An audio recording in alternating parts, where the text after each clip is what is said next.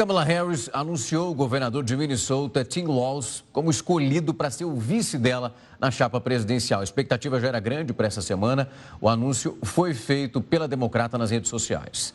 Walz estava disputando contra o governador da Pensilvânia, um nome super forte, Josh Shapiro, pela essa indicação. Ele foi informado por Harris da escolha ontem, depois de um final de semana de conversas entre a vice-presidente e esses possíveis candidatos. Tim Walz tem 60 anos, é um ex-membro da Guarda Nacional do Exército e também ex-professor de Geografia e Estudos Sociais. A escolha dele é vista como uma confirmação de Harris numa busca muito específica de votos no Centro-Oeste, naqueles chamados swing states. São os estados que eles vão de uma eleição pendendo para um lado, na próxima eleição eles vão para o outro. Isso é muito importante nos Estados Unidos para que um candidato vença o processo. Ainda hoje, Kamala Harris e Tim Walz participam do comício eleitoral na Filadélfia, o primeiro, então, da chapa oficial. O evento está marcado para começar por volta das 6 da tarde, pelo horário de Brasília. Sobre esse assunto, eu vou conversar agora com Natália Figerman, ela que é professora de Relações Internacionais da ESPM. Natália, uma ótima tarde, é um prazer recebê-la aqui. Prazer, Rafael, estar aqui com você e os ouvintes da Record News. Natália, eu não estou te ouvindo. Será que seu microfone por aí, ele está mutado? Você me ouve bem? Faz um joia se você me ouve bem. Sim, eu te escuto bem. Agora chegou. Agora eu estou te ouvindo aqui. Conseguimos nos ajustar. Ah, que ótimo. Enfim, vou repetir mais uma vez, um prazer recebê-la aqui. Seja muito bem-vinda à Hora News. Um prazer, Rafael. Professora, quando a gente olha para essa escolha, nós tínhamos ali pelo menos 5 nomes que eram muito fortes. Nós temos 4 governadores, sendo 2 dos swing states, e temos também um outro político muito conhecido que vem do Arizona e que naquele instante verificava a possibilidade dele ocupar essa vaga. O escolhido de Kamala nesse momento é bem menos conhecido do que principalmente quando olhamos ali para Filadélfia. Nós temos um swing state, nesse momento a Carolina do Norte. Ali, Josh Shapiro era um nome muito indicado, inclusive os republicanos comemoraram, depois da divulgação de Kamala, que tinha escolhido Tim Walz. O que eu queria entender, professora, é se é possível racionalizar essa escolha da Kamala nesse momento de não escolher um desses governadores que são pertencentes a swing states e escolher um nome que não é tão conhecido, mas que acabou viralizando pelas redes sociais. Daqui a pouco eu quero chegar nessa parte com você. Olha, acredito que faz todo sentido a escolha, porque ela está querendo tentar, a partir dessa escolha, né, trazer o voto, vamos dizer, da classe média, do trabalhador, e também um pouco do meio rural. E a escolha de Tim busca, vamos dizer assim, trazer esse lado junto a Kamala, que é um eleitorado que, em certa medida, tem aí se atraído ao Donald Trump, né? A grande vitória de Donald Trump foi nesse eleitorado, vamos dizer, da classe trabalhadora branca, que se sentia prejudicada pelas políticas da globalização que foram realizadas nos últimos anos. Então, a sua escolha tem o objetivo de ter esse eleitorado junto, né, novamente, vamos dizer, voltando aos democratas. Mesmo que ele não seja tão conhecido como vamos dizer assim, os outros pretendentes, ele tem essa característica de ser, né, vamos dizer assim, um homem branco e que traz uma agenda, né, que acho que a Kamala quer colocar aí em debate, que é uma agenda mais progressista, né? Então, ele tem aí legalizado para uso recreativo a marihuana no seu estado, ele firmou uma lei em relação ao aborto. Então, tem esse caráter mais progressista que claramente o Donald Trump vai vir atacando diretamente, mas, por outro lado, me parece que também pode atrair um outro tipo de eleitorado a ir às urnas. E esse ponto, ele é de um estado que é considerado mais liberal e, ao mesmo tempo que Kamala faz essa aposta de procurar por alguém que defenda as agendas que ela vem anunciando e de uma maneira muito incisiva, muito forte. Nós temos hoje, eu fui atualizar, verificar como o Donald Trump ia se comportar depois dessa indicação, ele usa exatamente esse ponto. tentando justificar que essa é uma chapa muito, de alguma maneira, muito prejudicial para os Estados Unidos, liberal demais. Ao mesmo tempo que nós temos Kamala apostando nessa agenda, nós temos o seu principal opositor utilizando isso como uma bandeira ruim, tentando utilizar o que ela levanta como positivo, ele trazendo como negativo. Fazendo esse movimento, é muito arriscado para pegar principalmente esse eleitor que está indeciso, que estava migrando para Donald Trump, que votou lá em Biden no passado, mas que agora fugia do partido dos democratas? Uma ótima pergunta. Acho que os democratas estão se fazendo a mesma pergunta, né? É um risco, logicamente, é sempre um risco, né? A escolha que ela tomou.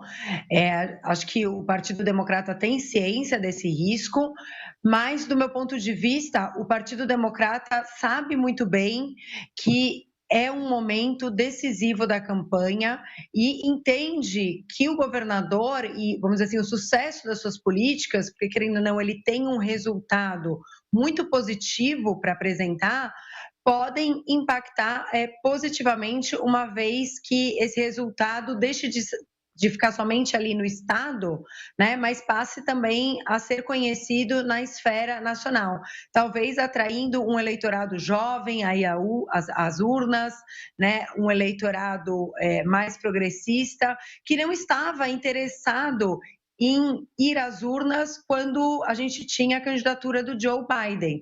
Então, a gente pode ver nesses swing states uma mobilização diferente, de um eleitorado diferente, que faça com que tenha impacto, principalmente ali na Pensilvânia, né, em Wisconsin também. Então, acredito que a gente possa ver essa mudança no perfil do eleitorado e na participação, que é importante lembrar que a participação não é obrigatória nos Estados Unidos, né? Então, o voto, ele depende muito da mobilização. Professor, quando a gente olha para uma campanha, é difícil pensar, e os candidatos já sabem disso, no mundo todo, a importância que tem as redes sociais. O New York Times fez uma análise, estava lendo agora há pouco, um pouco mais cedo, dizendo que Kamala Harris ouviu um recado, entendeu um pouco do perfil do governador que ela escolhe como seu vice. Ele ganhou uma repercussão muito grande e ficou famoso, digamos assim, pelas redes sociais, como ele se referia aos republicanos, usava a palavra weird, como eles são estranhos. Kamala já usou na sequência, depois dessa fala, várias vezes essa palavra.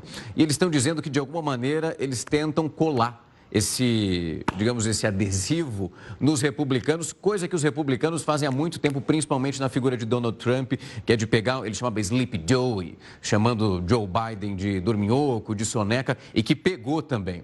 Você acredita, professora, que nesse momento olhar na escolha de alguém que vai estar na sua chapa e esse apelo pelas redes sociais é um fator importante quando a gente olha para essa democracia que é os Estados Unidos nesse momento, tão forte, tão potente, apesar de alguns episódios mais delicados, essa democracia entendendo também o recado que chega através das redes sociais, num cargo tão importante como vice-presidente?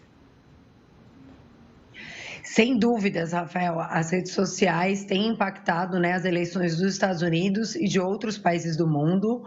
E esses hashtags, né, você conseguir emplacar um hashtag é algo que faz com que, vamos dizer assim, uma questão seja muito mais compartilhada, né, transformada num meme. Então, a gente tem tido esse debate público, às vezes sendo feito de uma forma mais simplista, mas que tem gerado um maior engajamento.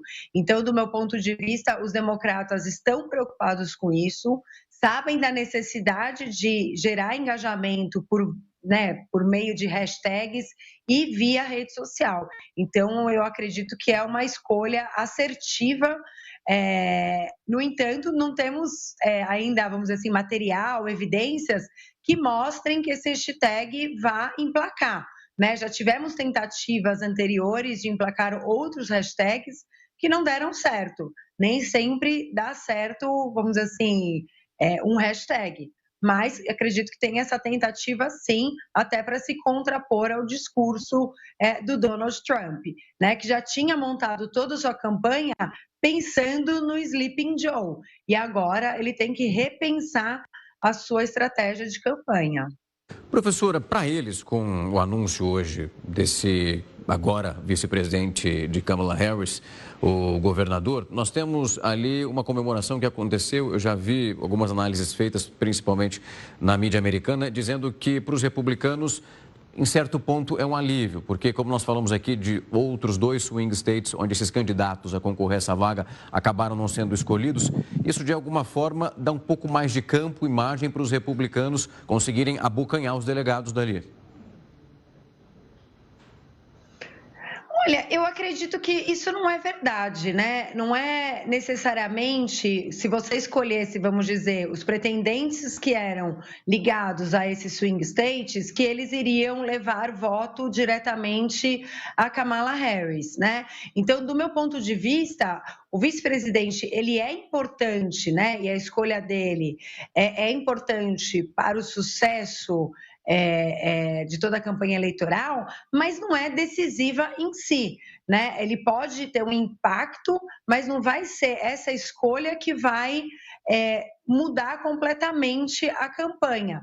Do meu ponto de vista, é muito mais o perfil que o Thiem traz que está querendo se emplacar. Né? E tem um ponto em favor a ele, que é o fato dele ser, vamos dizer assim, um homem que detém armas em sua casa, né? Então ele defende essa pauta, vamos dizer, de armamento, que é uma pauta que os republicanos têm muito forte, e isso pode, em certa medida, trazer parte, vamos dizer, daquele eleitorado indeciso a estar vendo ele não como um democrata, vamos dizer, tão diferente de um republicano. Também a gente tem todo o fato de como ele atuou durante a pandemia, né? E as políticas que ele fez durante a pandemia. Tem o fato dele ser, vamos dizer, um vice-presidente que não veio de uma Ivy League, ou seja, então ele não representa essa elite intelectual norte-americana, essa elite econômica norte-americana, né? Ele representa mais o cidadão comum, e isso é algo que impacta todos os, vamos dizer assim, a população, né, que está nos swing states, né, que vem como um representante igual a eles, né? Então o povo pode se identificar, olha, ele é igual, ele foi numa universidade normal, ele foi um professor, ele por 20 anos esteve vinculado à Guarda Nacional. Então a gente tem alguns fatores que, do meu ponto de vista, podem beneficiar a sua participação mais do que mesmo aqueles que só têm um foco, como é que eu vou dizer, regional, né? Então eles atrariam somente pelo fato de serem parte do swing state, enquanto sim, ele tem outros fatores no seu perfil que faz com que ele possa conquistar os eleitores desses swing states por esses outros fatores do seu perfil, e não somente pelo fato dele ter tido sucesso no seu estado. Não sei se fiquei claro, se eu me estendi aí demais. Super clara, professora. Um outro ponto para a gente finalizar é justamente, nós conhecemos os candidatos em período de campanha. Kamala vem defendendo algumas bandeiras que são já defendidas pelo atual presidente Joe Biden. Nós já falamos aqui de situações que são bem delicadas, mas muito caras para os democratas nesse instante. A senhora acredita que nesse momento, um fato que a senhora trouxe que é muito curioso, fazer só um parênteses aqui, é justamente essa relação de Tim Walz sobre o armamento no país. Eles começaram a resgatar hoje várias entrevistas, li uma delas antiga, dizendo que a própria filha chegou a pedir um momento que o pai, como governador, tomasse alguma atitude sobre as armas e que naquele momento ele acendeu um alerta, tinha retirado inclusive algumas pessoas que bancavam a sua campanha e que era muito ligada ao setor armamentista porque não queria ter uma relação muito direta. Mas como a senhora disse, tem arma em casa. Então isso vai ser muito debatido e questionado, principalmente a partir de agora e entre os debates. Para finalizar e concluir minha pergunta, eu queria ouvir da senhora se é possível esperar nesse momento, apesar das bandeiras serem muito polêmicas, nesse instante, algo mais calmo, tentar de alguma forma deixar um pouco essa situação que é mais nevrálgica um pouco para trás para conseguir puxar esse eleitorado. É de fato um período de campanha que eles vão apostar em bandeiras que não sejam tão polêmicas assim para puxar esse eleitor? Olha, é difícil, né? Normalmente é a polêmica que puxa o eleitorado. E essa questão do armamento, ele tem arma em casa, mas o que ele fez? Olha, não é contra a arma ou a favor de arma, né? Então ele tenta o quê? Vamos regulamentar. É necessário com que aqueles que tenham armas no Estado, né, que é o governo, passem por um processo de verificação para ver se está tudo correto, né? Se essa documentação está em dia, está adequada. Então, ele busca, em certa medida, trazer esse tema para um meio termo, né? Deixar de ser assim, contra ou a favor somente. Ele fala, não, olha, é possível sim você ter a sua arma, mas é importante que nós tenhamos, né, enquanto Estado, conhecimento daquele armamento que você tem e tenhamos informação sobre a qualidade dele, se ele está apto para ser usado, se a sua documentação está em dia. Então, do meu ponto de vista, isso vai ser trazido na campanha e é um ponto positivo para ele na campanha, porque ele não está sendo colocado como contra a defesa, vamos dizer, do americano comum, né, da sua liberdade de deter armas em casa, que era um tema muito tratado pelo Donald Trump, em contraposição aos democratas.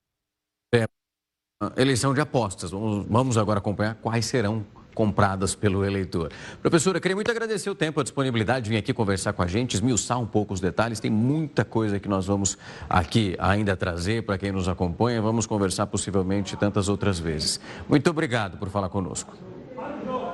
Prazer, Rafael.